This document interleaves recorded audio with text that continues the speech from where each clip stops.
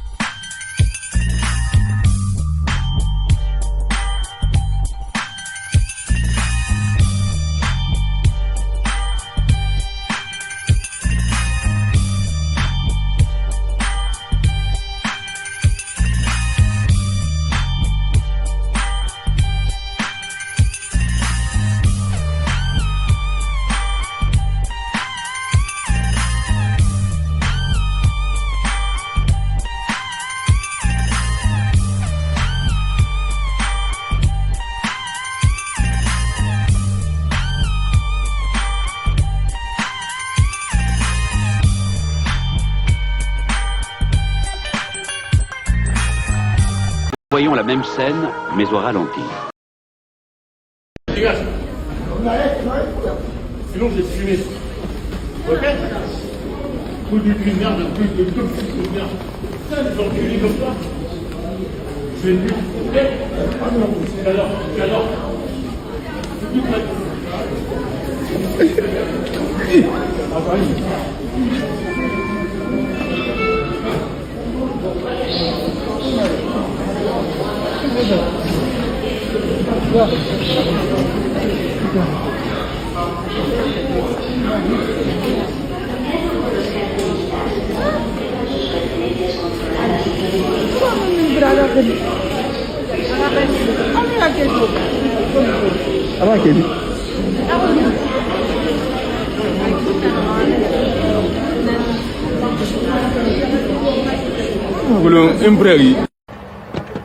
You're gonna have to walk now, sucker.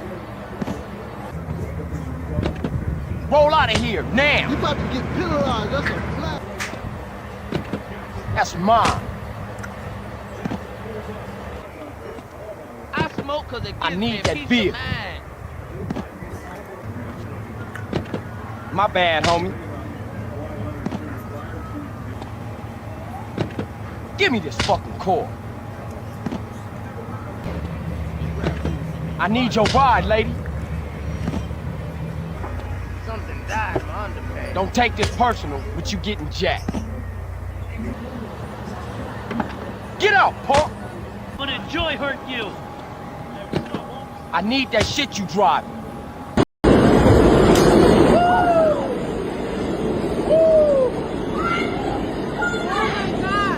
Oh my God! Why? Why you don't put nobody in the car? Oh my God! Look!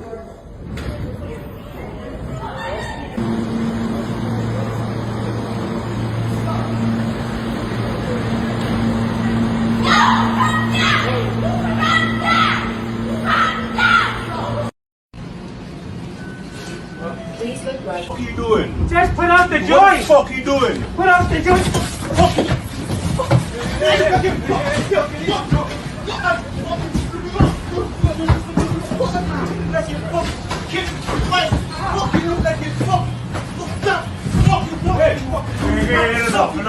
Enough.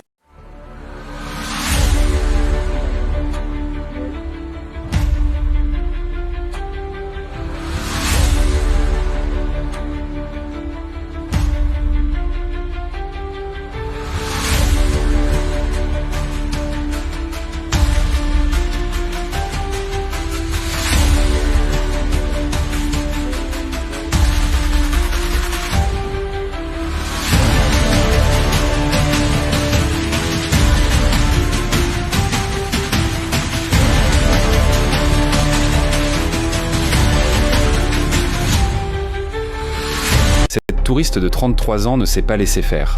La jeune cycliste, une ressortissante russe, s'était arrêtée devant un passage piéton et avait sorti son attelle. Deux hommes sur une moto ont alors tenté de lui arracher l'appareil des mains. Mais il ne s'attendait probablement pas à sa réaction. La touriste a réussi à attraper le passager, à le faire tomber de la moto et à le retenir par la jambe. Des passants sont ensuite intervenus pour l'aider et ont pu immobiliser l'agresseur. Selon le quotidien argentin, La Voz, la police a ensuite localisé le conducteur du 2 roues et procédé à son arrestation. Tous deux devront désormais répondre de leurs actes devant la justice. Le drame s'est joué samedi soir à bord d'un TER reliant Toulon à Nice. Vers 20h30, une passagère a été agressée par 2 hommes, provoquant une scène de panique parmi les voyageurs. Selon les premiers éléments recueillis par les enquêteurs, l'un d'eux aurait tenté de lui retirer ses vêtements, lui imposant des gestes déplacés et insistants. La scène provoque la panique dans la rame. Une seconde passagère parvient à s'échapper tandis qu'un homme décide d'intervenir pour venir en aide à la victime. Il est alors violemment pris à partie et reçoit un coup au visage, possiblement porté avec une arme blanche. Blessé, il sera ultérieurement transporté à l'hôpital pour y recevoir des soins. À l'arrivée du train en gare de Cannes, les forces de l'ordre interpellent les 2 suspects. Les hommes des ressortissants marocains en situation irrégulière sont placés en garde à vue. L'enquête permet d'établir les circonstances des faits, sans toutefois caractériser une agression sexuelle au sens pénal. Remis en liberté à l'issue de la procédure, les 2 mis en cause ont reçu une convocation par officier de police judiciaire. Ils devront comparaître devant le tribunal correctionnel de Grasse le 9 novembre 2026. Les refus d'obtempérer, on en parle beaucoup ces jours-ci. C'est ce qui s'est passé, on voit là, Besançon dimanche. Un automobiliste redémarre et tu vois, on voit c'est une jeune gendarme de 22 ans qui essaie et qui va s'accrocher à la voiture. Elle va être traînée sur une centaine de mètres. Donc, évidemment, les refus d'obtempérer, ça met des policiers en danger. Ça, les policiers, ils sont là pour protéger les gens. Ils sont pas là pour être tués dans ces conditions-là ou pour être gravement blessés ou pour être traumatisés. Donc, les refus d'obtempérer, c'est un problème. Les refus d'obtempérer aussi, ce sont des piétons dans la rue qui peuvent être arrêtés pour un contrôle d'identité, qui prennent la fuite. Bon, donc là, on en parle beaucoup ces jours-ci parce qu'une statistique est apparue.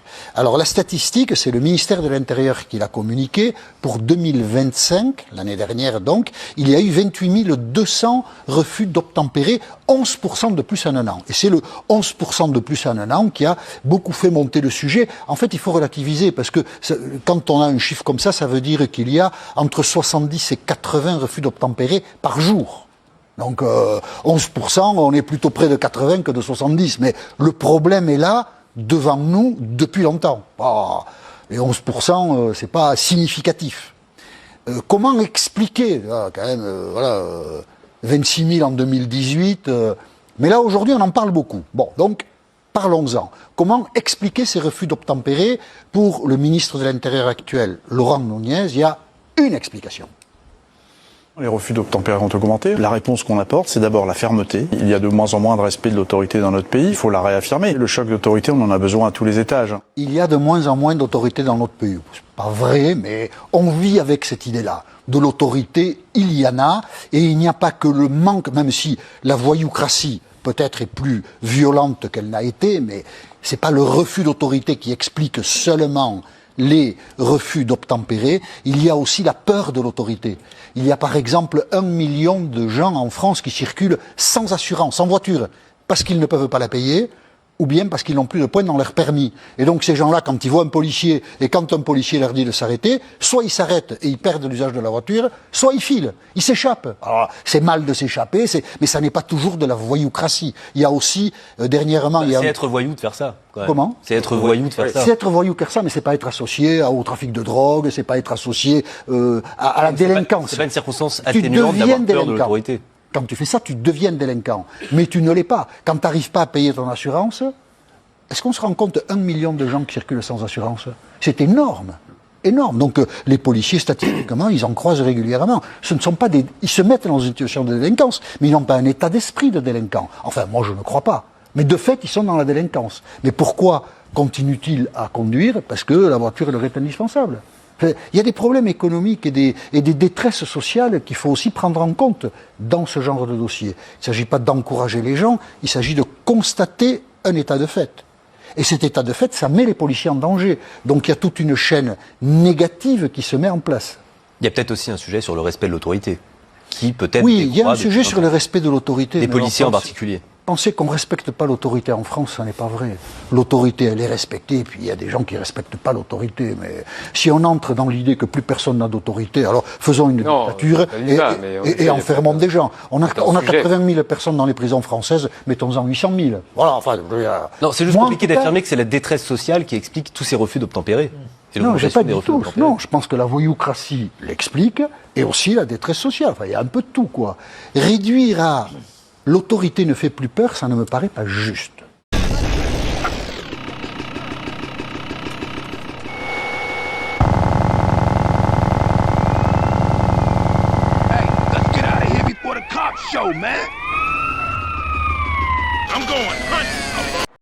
D'un coup sec, l'homme dégoupille une grenade et la jette dans ce commerce.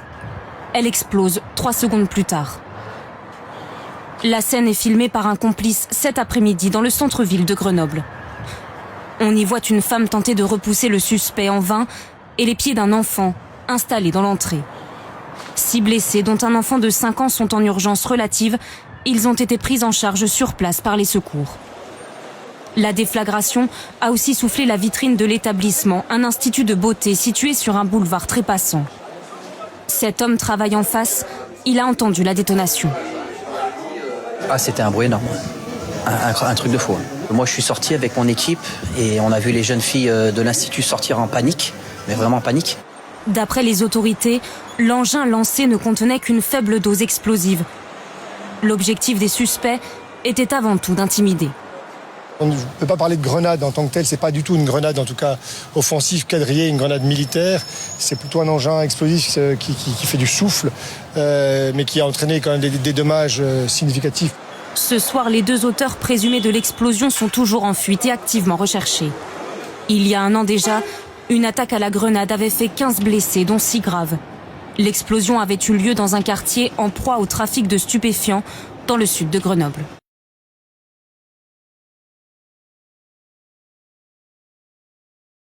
Calling the police. Call the police.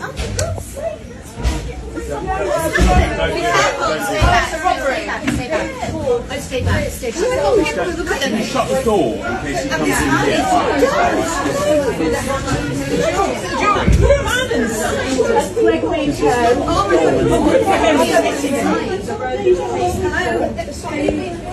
Oh, the Julas are in there. The Julas are in there. He's attacking him now with a crowbar. They should be very careful. Oh,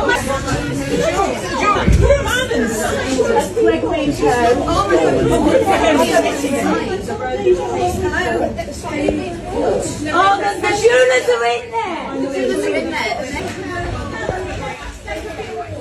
They're running. Sorry, they're running. They're now left. They're left towards the green. Yeah, no one's got any arms here, that's the problem.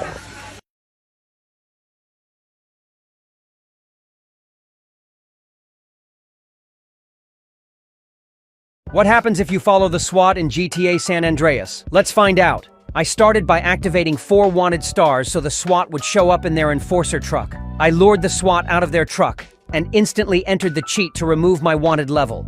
The SWAT soldiers rushed back to their truck. Talk, fool!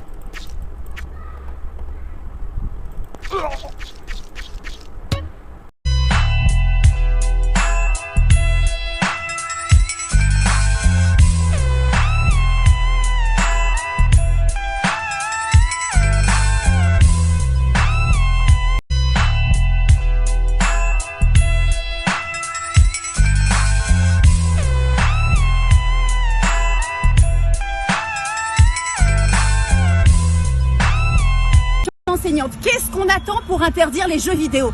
Qu'est-ce qu'on attend? Les enfants à 7 ans, 8 ans, au CE2, allez interroger les institutrices. Ils jouent à Fortnite. Qu'est-ce qu'on attend pour interdire ces jeux? Qu'est-ce qu'ils font les parents?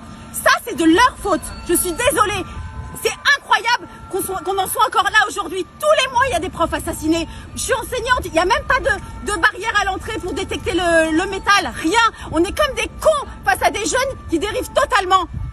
Après 14 heures, dans ce collège, il y a donc un élève de 14 ans qui est en classe de 3e et qui a donné plusieurs coups de couteau à sa professeure d'art plastique, qui est une professeure qui est âgée de 60 ans. et qui a donné au moins 3 ou 4 coups de couteau. L'enquête le déterminera. Dont 3, en tout cas, l'ont atteint au torse. Donc actuellement, elle est opérée à l'hôpital Sainte-Anne.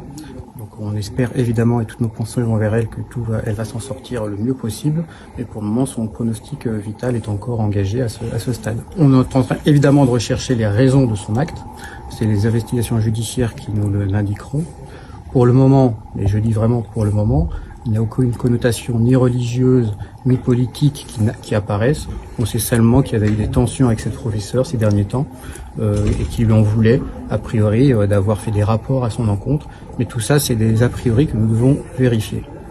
Cet enfant, ce jeune homme qui a 14 ans, est en garde à vue. Il est en garde à vue du chef de tentative d'assassinat, pour vérifier s'il n'y a pas un aspect de préméditation à son acte. Et donc les enquêtes commencent à peine et elles sont confiées au commissariat de police de Toulon et de Sanary. Il n'était pas connu au pénal, il avait visiblement des problématiques familiales, mais pour le moment il n'était pas connu pour avoir commis de moindres violences ou même le moindre fait délictueux.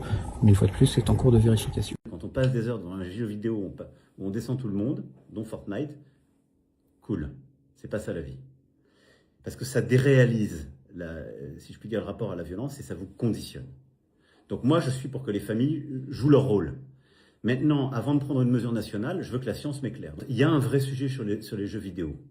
Je pense qu'il faut sensibiliser les parents et les jeunes en disant, passer des heures devant des jeux vidéo où on passe son temps en série à s'habituer à de la violence, ça vous conditionne, ça vous fait pas de bien. Ça, c'est vrai.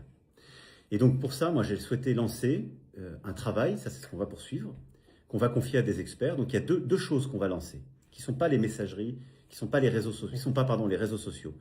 Il y a deux choses qu'on va lancer. L'un sur les jeux vidéo, on va confier à des experts et au Conseil national du numérique et de l'IA aussi, un travail pour justement voir, essayer de mesurer scientifiquement l'effet que ça a. Et qu'est-ce que vous en attendez sur les enfants et les ados?